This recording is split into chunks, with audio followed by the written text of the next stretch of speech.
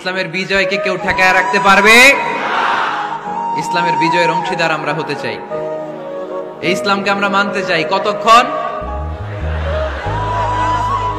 বুঝলা গেছি? ইসলাম মানবো কতক্ষণ?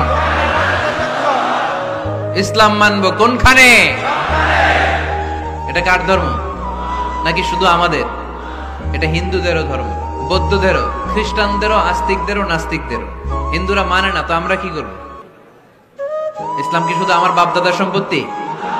যে কেউ ইসলামে ঢুকতে চাইলে আমাদের দরজা তার জন্য খোলা আছে না নাই? হিন্দু যদি বলে কালিমা পড়বো, দরজা খোলা না? খ্রিস্টান যদি বলে মুসলমান হব, দরজা খোলা না? আস্তিক যদি বলে, নাস্তিক যদি বলে আস্তিক হতে চাই, তার জন্য সুযোগ আছে না নাই?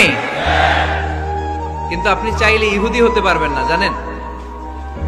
চাইলে ইহুদি হওয়া যায় না। ইহুদি হতে হয় বাই বর্ন, জন্মসূত্রে ইহুদি হতে হয়। তাও আপনার মা হতে হবে ইহুদি, আপনার বাবা ইহুদি কিন্তু মা অন্য ধর্মের, তাইলে আপনি দুনিয়াতে আসলে আপনি ইহুদি হবেন? কত বড় ডাকাই! খেয়াল করছেন? কেউ চাইলে ওদের ধর্মে ঢুকারও সুযোগ নাই। কিন্তু ইসলামে কি এগুলো আছে? কথা বলেন।